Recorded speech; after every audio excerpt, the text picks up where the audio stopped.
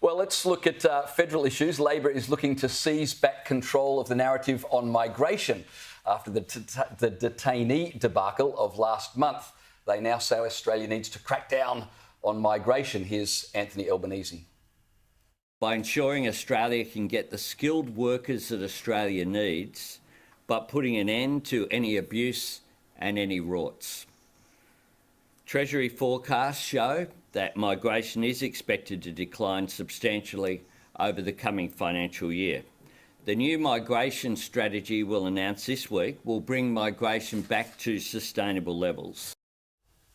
Kel, about time the government announced they'd do something on migration? Yes, and the interesting thing is he came across this policy by going through the documents of Peter Dutton. Right? Like most of the recent really good decisions by this government, they come from the... Peter Dutton is just about the Prime Minister of Australia in opposition. It's just amazing.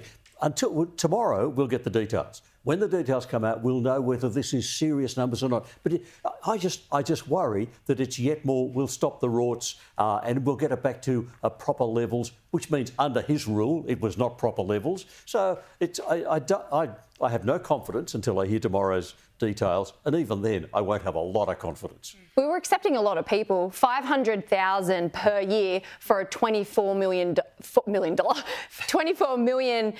person population nation. Think about America, for example. Since I think 2007, they've taken on average about 1 million immigrants per year. They have 130 million.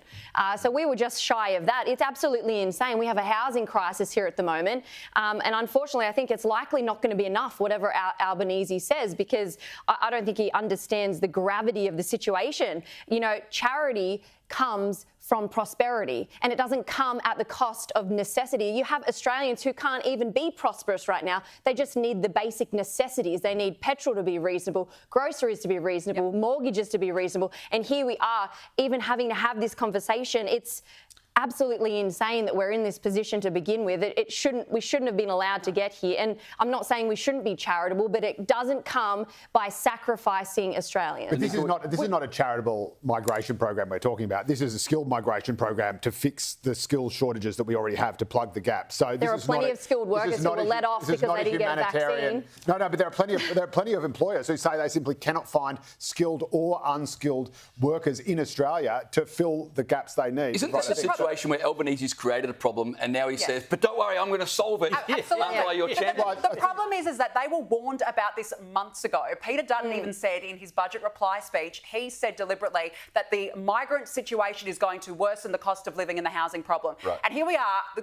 The questionable timing is that this announcement's towards the end of the year after a shocker of a week for the federal government, and in the dying days of the year, they come out, they're going to make this big announcement. In the end, this has been on the cards for years. We've got a tight rental market, which is a key driver for inflation. Migration's always been a problem. It's always been a problem. And to be honest, I don't think either side of government has had what it takes to try and tackle it. It's an uncomfortable conversation for government. Any politician who does. But again, we're not talking about refugees here. We are talking about people who fill shortages in our workforce. It is good for the economy. So many times on my radio show, and his complaint is neither major party has had an immigration policy. Correct. It's not that they got the numbers wrong. They didn't have any numbers. No. And so far, I haven't heard any sort of immigration plan from Albanese. Let's wait and see what tomorrow turns up. You know, the thing I noted about his conference is he said, tomorrow we will announce that we have a plan. And I thought, Elbow, whatever you say, don't say we've heard that you've got a plan about cost of living. It's about a reasonable migration plan.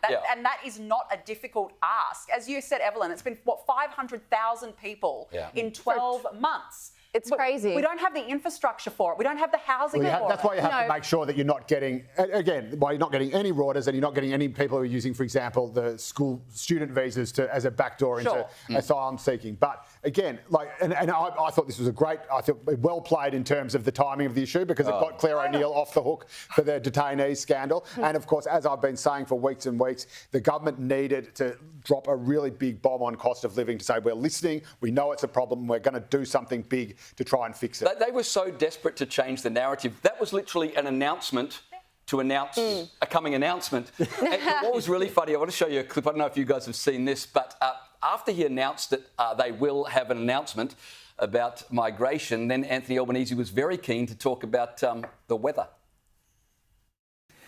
Can I just conclude as well by saying that today in Sydney and in other parts of the East Coast, it's a reminder that there just might be something in this climate change stuff. Danica, you know when you don't really want to talk about big issues, you just make small talk? What to talk about when you don't know what to talk about? The weather. That is always the fail-proof method, is it not? I think so. Oh.